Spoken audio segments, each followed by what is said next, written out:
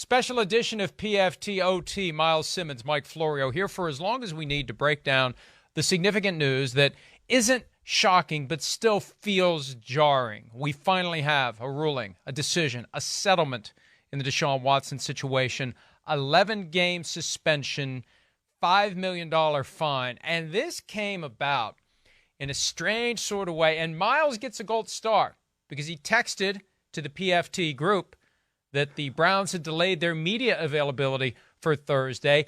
That got me to put on my reporter hat. I moved the toupee aside, put on the hat with a little press card in it, and started poking around. And it turned out there was news. And Myles, I don't know if you saw this.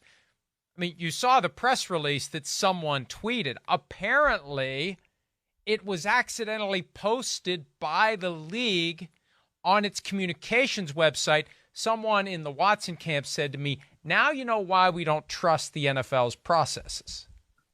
Well, okay. I mean, that makes sense because, I mean, we started going back and forth on the PFT text chain after I had sent that. And then you found this, screenshot of the PDF and said, I don't know if this is real. And it was, posted by somebody, this guy, Joseph Pesteris, if I'm reading that correctly. And he says proof of the Deshaun Watson ruling. So I go on the NFL communications website, and by that time, it had already been taken down. So I don't know how this guy found it, but, kudos to him as well for effectively scooping everybody else when it comes to the Deshaun Watson settlement.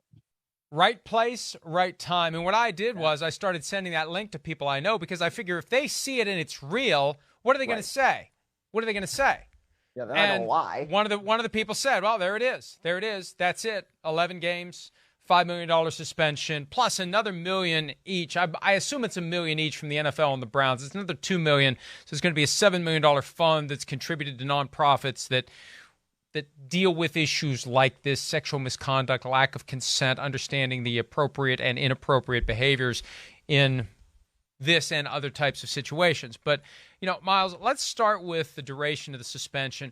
I think it's as simple as Watson was at 10, the NFL was at 12. As they go back and forth, it's horse trading. That's how this works. You go back and forth, and you dig in at 10, you dig in at 12, and short of allowing him to come back in the third quarter of a game, right? They weren't going to start doing that. It had to be a whole number, and they settled on 11. I think it's that simple. Yeah, I mean, it seems to be that simple. And, we have seen different reports of what Deshaun Watson was willing to accept. And obviously, the NFL had been pushing for a long time for this whole season suspension. But it seemed like once things, started to take the turn where the settlement was possible, the full season seemed less and less likely. Right? The whole thing about, indefinite suspension with possible reinstatement after one entire season. That just didn't necessarily seem like that was going to happen once these settlement talks started coming up in earnest. So now that we actually see what the punishment is, I mean, now it's basically like, well, do we think it's fair or do we not think it's fair? And I don't really know what the answer to that question is because I know that a lot of people don't think it's fair. And I understand why a lot of people don't think it's fair when you see 24 lawsuits that allege sexual assault or misconduct. I completely understand that. And then you've got the other side of this where you have basically an unprecedented suspension for a violation of the personal conduct policy, plus an unprecedented fine for a violation of the personal conduct policy. So is it enough? I don't know, Mike. I really don't know. But I understand why the punishment has landed where it's landed, if that makes sense. And one thing that I'm surprised they didn't do, haven't done, and should be doing, the $5 million fine counts as half of the salary he made last year. It is a de facto half-season unpaid suspension. And I know there are people out there, and I assume they're smarter than this, who say, oh, that doesn't count as paid leave last year. He didn't want to play for the Texans. They didn't want him playing for them. They were going to trade him. That's right, and they would have traded him to the Dolphins if he didn't have these issues. He would have played last year without these issues. He did serve a paid suspension. So you've taken half of the money that he made last year. So 11 becomes 19 and a half as a practical matter. Almost 24 games when you look at what he's missing this year and what he lost from what he made last year. I don't know why they haven't. In this world of everything gets spun, this is a win-win by the league and the union. They should be joining hands and saying this simulates an unpaid suspension for half of 2021, because it does. Of all the times that I jump to call out BS, this is one area where I'd say they're right. It's not BS. It's not just spin. It's real. But for whatever reason, there are people who don't want to hear that, even though it's the truth. And people will object to 11 games. And here's the real question, Miles. What was the NFL afraid of? Because I would think that some people would say, just go ahead and drop the hammer on him. And if you lose in court, so be it. So be it. At least you dropped the hammer on him. And they've won in court with Tom Brady, with Ezekiel Elliott, and the current CBA was negotiated after those cases. If I'm a judge, I'm saying, why the hell are we even here? Here's the policy. Judge Robinson made her findings of fact, subject to appeal based upon not the facts but the outcome, which was done. League exercises its prerogative to increase the punishment. There's no requirement of deference, abuse of discretion, arbitrary and capricious, none of those lawyer words in there. They can do whatever they want. Why are we here? Why are we here? Why wouldn't the NFL just do that? Just say, you're out for a year. And if you want to fight it, bring it on. I wonder whether there are people in the league office who wanted to go that route. Well, I mean, it's like, why didn't they do it? I mean, I would posit the same question back to you, but since you kind of just asked me, I mean, I think part of it is, let's just get this over with. Right? I mean, at a certain point, we've been going through this for the better part of the last 18 months. And so if you have to go through an entire court case and, litigation and whatever that would entail, I think part of it is like, let's settle on this punishment. Let's try to get something done with, our partnership with the NFLPA.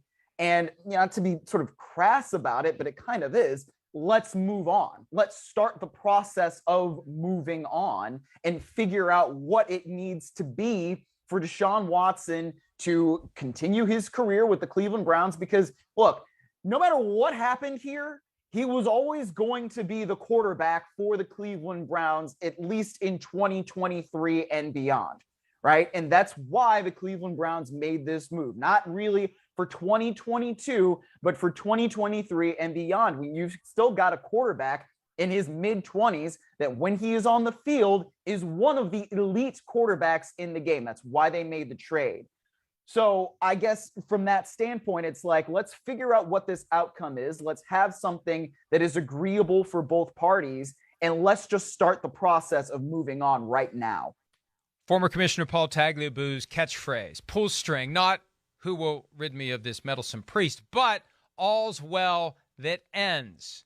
That was what he said. And you just want it to be over with. You just want to move on. I'm going to pepper in some questions that we're getting via Twitter on these topics. Tom Marshall, A Red Zona UK, was the suspension a result of the NFL's fear of going to federal court? I think at some level the league had to be concerned about what would happen when the union started pointing out the disparity in treatment between player and owner and club or league management, because the relevant provision in the personal conduct policy says that owners and club or league management will be held to a higher standard. So not only do you have ownership issues, more on that in a second, but the Texans, what happens with the director of security who just gave Deshaun Watson an NDA when this hit his radar screen and they settled with 30 people? Do you just forget about that? What happened? Did you investigate? Did you impose discipline? And Miles, I truly believe that the NFL should have been more concerned of all the owner misconduct out there. And Robert Kraft is the easiest comparison because of the similarity of context, but very different because no allegation of misconduct against anyone.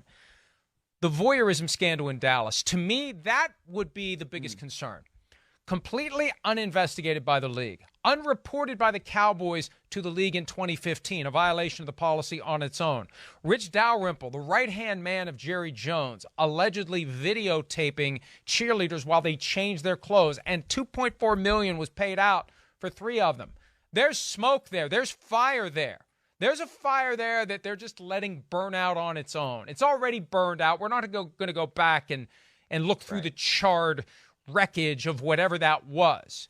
That, to me, is the most fertile ground for an argument that the NFL doesn't even bother to hold anyone to a higher standard. It doesn't even look in the direction of a violation when it should, when it comes to one of the owners of the league.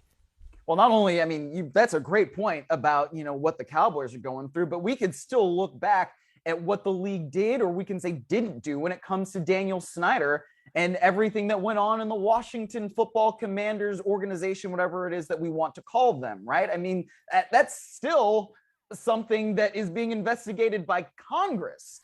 So those things, I think, also could have been presented in court, and where you're talking about, hey, what is the significant penalty that an organization has had to pay, right?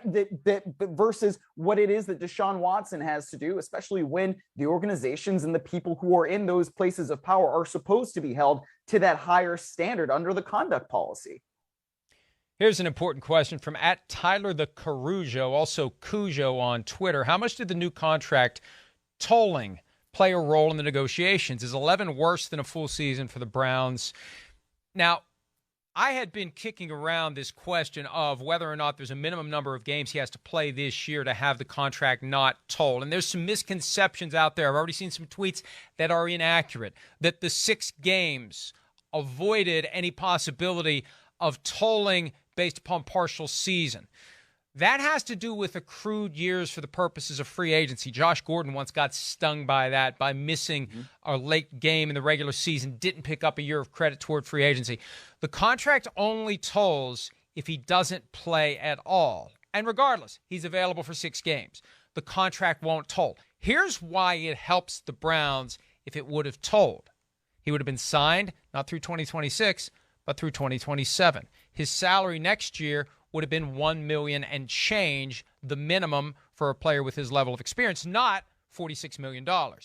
And I wouldn't be surprised. I don't know this, but I wouldn't be surprised if there were forces in the league that didn't want a 1-year suspension simply because of that fact, that it helps the Browns. Right. And, hey, let's wreck their season. Let's force them to go with someone else for 11 games. And then Watson's back, rusty as hell, hasn't played in a year and a half, almost 2 calendar years since his last game.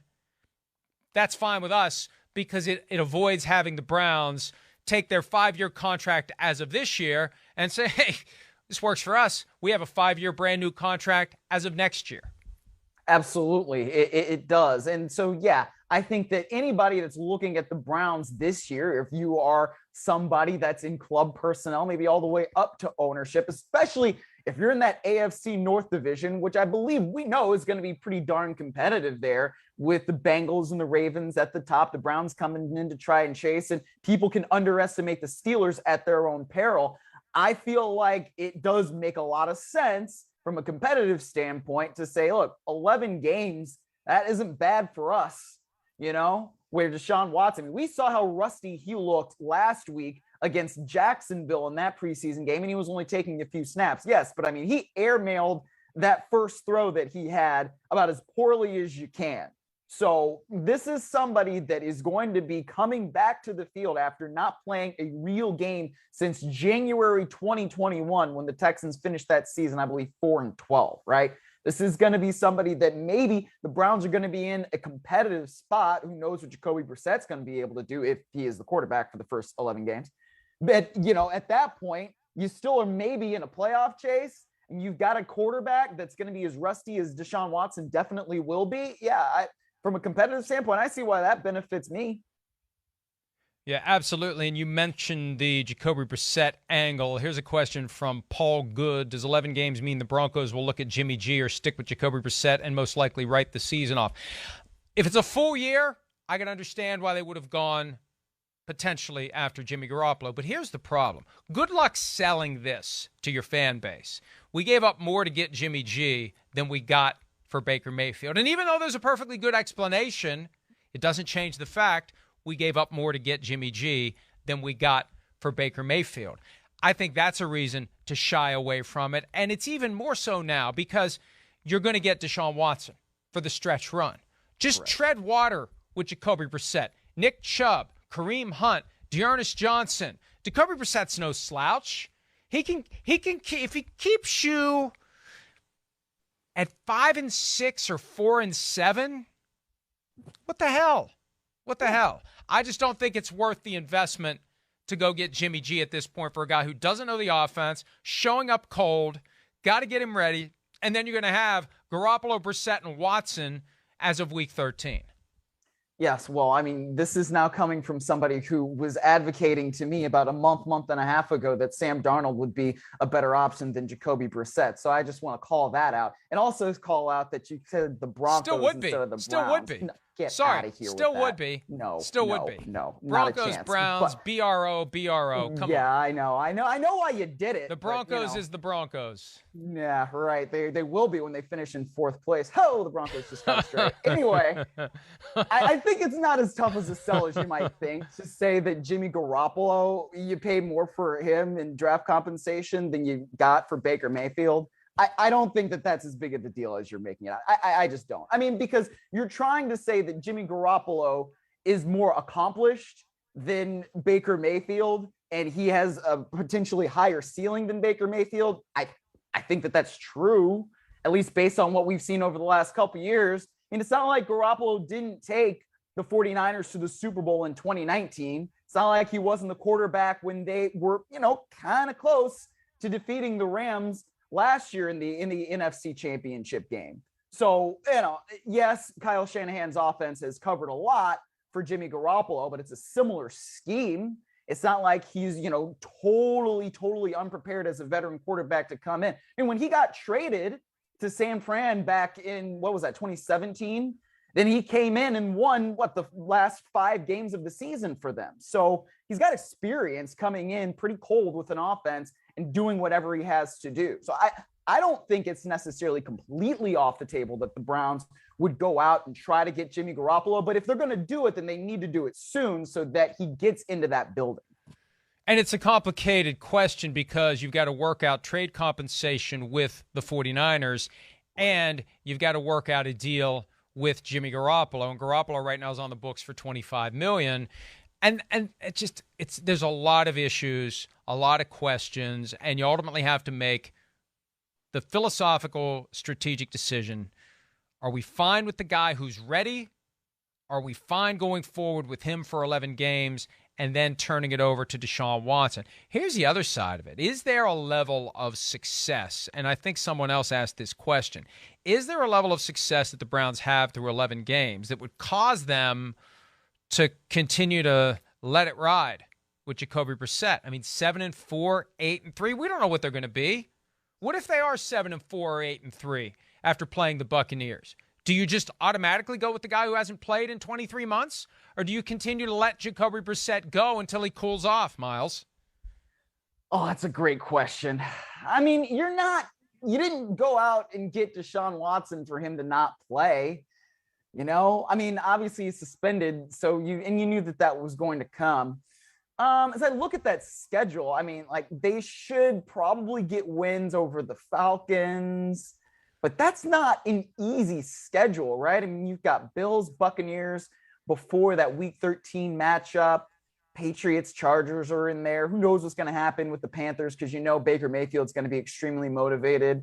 The Bengals have done well against the Browns. The Browns have done well against the Bengals over the last couple of years is what I really should say. At Ravens. Yeah, I mean, I don't necessarily see Jacoby Brissett going 7-4 to that point, but I think you'd still go with the elite QB as long as he shows in practice that he's ready to get out there. And look, good luck keeping him off the field when it's time to go to Houston for his first game back. I mean, right. I've seen a suggestion that one of the reasons he paid $5 million is because he knew the more he paid, the less he could get by way of suspension. He wants to play. He's going to have that date circled. He wants to play regardless of who the opponent is. The fact that it's at Houston against the Texans is only going to make him more motivated to be back and be playing, no matter whether they're 7-4, 8-3, or 11-0 when the time comes for him to play in his first game of the year. One more question, and then I want to hit a different angle altogether. This one relates to the issue of Watson getting 11 games and Calvin Ridley being suspended for a full season for a $1,500 4-team parlay that he put on his cell phone device while he was away from the Falcons last year during the regular season. The real GM 49, Ridley got 17 games for placing bets. What's the difference between the disciplinary process for gambling on NFL teams and violations of the personal conduct policy? And the bottom line is it's two different policies. We may not like it. We may think that it's all apples to apples to apples to apples, but it's not.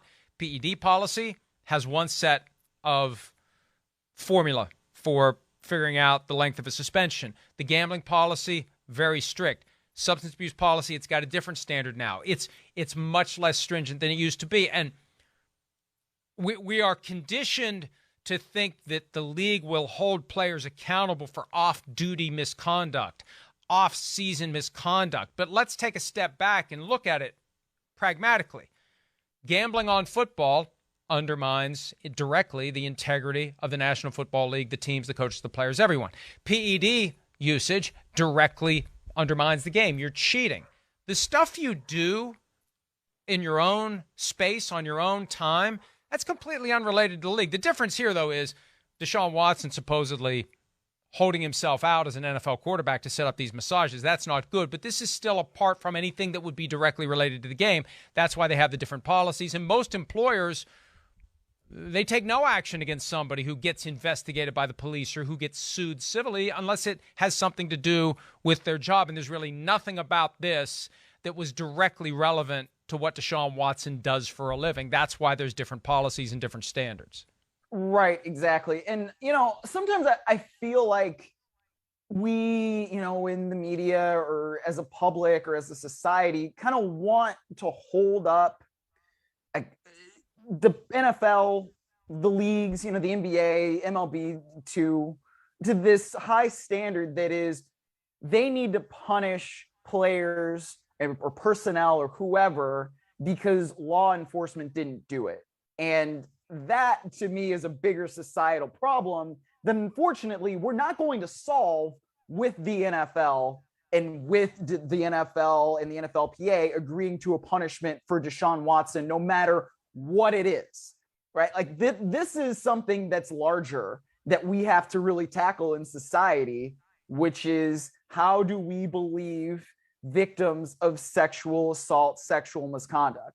And how do we then prosecute those crimes, right? Like that to me is the bigger issue than what the NFL does or does not do with Deshaun Watson. And I understand why we have the societal, I guess, wherewithal, which is probably not the right word, but the societal want for something like that to be a huge punishment, right? I get it. And I understand why people see playing in the NFL is a privilege. It totally is. And it sometimes should not be, that privilege should sometimes not be extended to people who do certain things. And let's all remember that the Judge Sue L. Robinson found that Deshaun Watson was guilty of 4 counts of non-violent sexual assault, her words, right? So if that's the case, then, man, what do we do about the largest societal problem? I don't know. But I do feel like when we're talking about this particular issue, that's part of the problem. And that's also in turn why when we see the different suspensions under different policies, that it's kind of like a brain bleep, right? Like, well, how can this be? And it's like you said, it's because it's different policies and these things have to do with different aspects of the job. And that's an excellent point. And I think back to the Harris County prosecutor who appeared on Gabe Feldman's podcast over the summer, pointing out that the criminal side is just one aspect of the broader justice system. You have a civil justice system, and I would guess that Deshaun Watson, between legal fees and settlements, somewhere between 7 and 8 figures that he has paid over the past 18 months. And she also mentioned the administrative angle, the fact that he does have potential punishment that will be levied by the NFL. So justice comes in various shapes and sizes. And the bottom line is, even though he probably should have been indicted, he probably did enough. If Judge Robinson's findings are accurate, if Judge Robinson found 4 counts of nonviolent sexual assault, the grand jury, if the prosecutor was really motivated to get indictments, probably could have gotten the indictments. We always say you can indict a ham sandwich if you want to. Correct. but you also cannot indict a ham sandwich if you don't want to. And I don't think the prosecutor wanted to, because what do you do with that? Then you got to go to trial. You got to prove it beyond a reasonable doubt. Good luck proving any of these cases under the highest possible legal standard beyond a reasonable doubt. There's reasonable doubt galore in a situation like this. That's why they didn't do it. Prosecutors don't want to take on cases that they think they're going to lose. And you can take solace in, hey, this civil process is raging. The meter is running for Rusty Hardin and Associates every day. He's going to have to deal with 24 trials or settle them, and he's settled all but one, and he's got to deal with the NFL. So the NFL has created this path. It creates an expectation they'll use it, and they did. And will people be unhappy about 11 games? Yes. But, that's for the NFL to deal with the slings and arrows of criticism that will happen when people say 11 wasn't enough. We know there were 24 lawsuits, and there were 66 of these individuals, according to the New York Times, where he set up, using his status as an NFL quarterback, private massages where he had this fetish, habit, whatever, of trying to make it into a sexual encounter. And let me pivot there to what Deshaun had to say today, because I found it stunning last Friday when he was talking to Aditi Kinkhabwala from the team hotel before the preseason opener, when he apologized for the first time. Because what was it before? What was it? It was pull string phrases. I never harassed, I never disrespected, I never assaulted anyone. Whenever he got asked any question about it, that's what he said. There's a snake in my boots. I mean, I don't mean to make light of it, but he had it conditioned that was his response. Now all of a sudden he's apologizing. He issues a statement today saying he apologizes to the people affected. I take accountability for my decisions. And then there he is, speaking to the media, Myles, and proclaiming his innocence. I don't think he gets it. And it's troubling. And I can't help but wonder, a point Josh Alper made on our text thread, I can't help but wonder whether or not the NFL looks at this and says, he's already in violation of his settlement agreement. Well, I mean, he certainly could be, I guess. But, the other thing, too, I mean, he's talking about how, the pull string phrase from the media availability today was basically, I'm ready to move on with my life. I want to move on with my life. Anytime they are asking him, well, how did you get from being so defiant and saying, I never disrespected any woman to this? And he said, I maintain that. I maintain that I never disrespected any women. And, they said, well, what do you mean when this is the findings? And he says, well, I'm apologizing to anybody who may have been affected by this. And so he's not apologizing in particular to any of the women who accused him of sexual assault. But he did that Friday night. On Friday night, he said by the women impacted. I mean, it's all over the place. He's all over the place.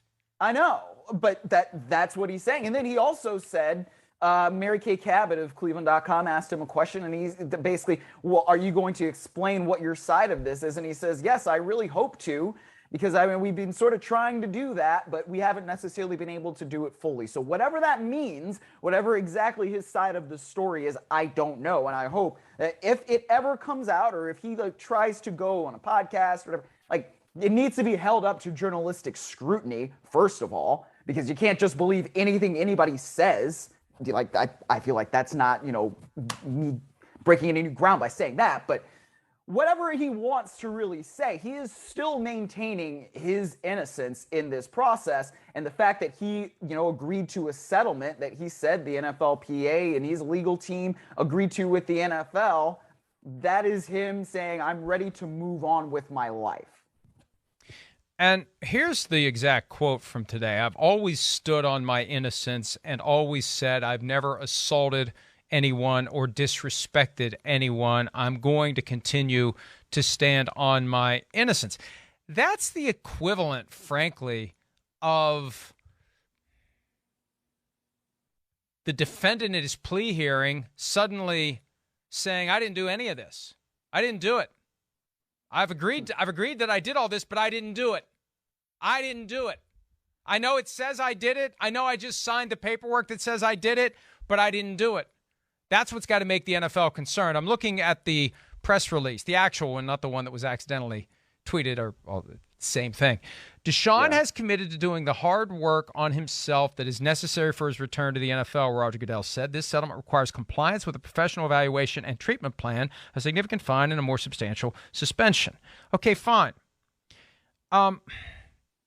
If he thinks he didn't do anything wrong, if he's going to continue to stand on his innocence, what's the point of treatment? What are you being treated for? Well, Deshaun, let's talk about how to properly behave during a massage. Well, I always did. I stand on my innocence. See, this is just troubling because we're led to believe on one hand he's confessing, and then on the other hand he's reserving the right to maintain his innocence. And I think for a lot of people that's not going to fly. I know for me it doesn't. You can't have it both ways. You can't say I'm accountable in your written statement and then say I stand on my innocence in my spoken statement. Well, you can, but the rest of us can call BS on it. And it tells me that he was backed into a corner. He was in checkmate, and he did what he had to do to get back on a football field. Do I have to agree to an 11-game suspension? Well, it's my only way back on a football field this season. I'll do it. Do I have to pay $5 million? If it's my only way back on a football field for week 13 against the Texans, I'll do it. But I still reserve the right to maintain my innocence. That's really not the kind of growth that everybody seems to be looking for in Deshaun Watson. True growth is, I did this. This is my reckoning. I am making amends, not I'm just doing whatever I have to do to get back on with my life, which is kind of what it feels like. Well, I mean, it's not just what it feels like. That's literally what he's saying, Mike. And I mean, that part of the going to counseling, too, as a part of the settlement agreement, I think we can say that Deshaun Watson has been like, yes, I'm doing this because this is the way to get me back on the football field. And so I don't know if he thinks that the counseling is just for, sending Instagram DMs to different massage therapists and saying, hey, I would like a massage, and how that's not the proper way to get a sports massage. I don't know. But there has to be some sort of counseling that he has agreed to, whether it will be effective or not. I don't know how much he's going to accept it. We don't know. From his own words, though, if he's still maintaining his innocence, then maybe it's not necessarily going to work as well as it should. But you'd have to hope that because it's mandatory and because he's going to have to go to at least some number of these, then something will get into his mind that will help him understand why there was such concerning and predatory, as from Judge Sue L. Robinson's words, predatory behavior that he exemplified there. Another pull-string phrase for Deshaun Watson, which actually the Browns picked up on in their statement a couple of weeks ago after the Judge Robinson decision. A lot of people were triggered by this. There's just something derisive in the use of that word. Like, that's on you. You're triggered. Why are you triggered by this? This is your problem. Why are you upset? Let me live my life. I didn't do anything wrong. I'm sorry all these people are triggered. Like, they're really being unreasonable. They're being unrealistic. They're being irrational. I just think there are issues here that just shouldn't be ignored, because to the extent the Browns have bet on the idea that Deshaun Watson isn't going to repeat these behaviors, and I'd like to think he's smart enough not to have whatever is compelling him to do what he did manifest itself in this specific way, it doesn't mean it's not going to manifest itself in some other way.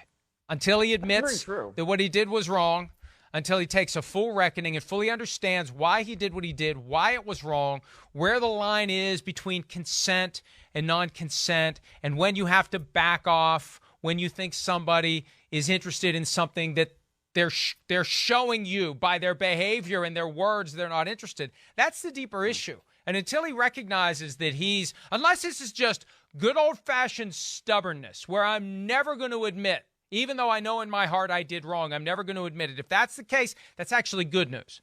That would at least explain why he's doing it. But if he truly doesn't understand why he did something wrong, that's a problem. Because how do you ever solve it if you don't acknowledge that there's even a problem there? Well, right. And it's when you see the statement that he issued via the Browns where it says, I take accountability, and then you pair that with what he was saying at his press conference where it's, well, I just want to move on with my life. I can't necessarily explain the terms of the settlement because I'm just seeing it. I've just got out here. I've been concentrating on being the best Browns quarterback that I can be, and then I maintain my innocence, and I did nothing wrong, and it's this and it's that. Well, what are you taking accountability for? Are you taking accountability for ostensibly, to use that word again, triggering people? And like that, people who may be affected in some way. Like what are you taking accountability for if not for the actions that Judge Sue L. Robinson said that you have committed? I don't really understand what it is that he's playing at here, other than, you know, I can say I agree to this because I want to move on with my life, but, you know, not really. And you know what? We'll see whether or not the NFL is troubled by any of this or whether they just want to move on with their life too and be done with this and be ready if there's any further misconduct at some point down the road to pounce on Deshaun Watson with something even more significant. All right, we're going to let you move on with your lives. Myles, thank you so much for the extra duty today, and we will see you. Are you doing PFT Live tomorrow morning? Are you or Shireen? Okay. Yeah, all right, well, good. Well, then I don't feel as guilty pressing you into service today since it's not you tomorrow morning at 4 o'clock local time. You may have to get ready for that at least one day a week. We'll have the appropriate announcement at the appropriate time. For now, the appropriate thing to do is to say thank you for listening or watching or whatever. We'll see you soon, specifically Friday morning for PFT Live. Hi, I'm Mike Tirico, and thanks for watching. Make sure to hit subscribe for the latest news and highlights from NBC Sports.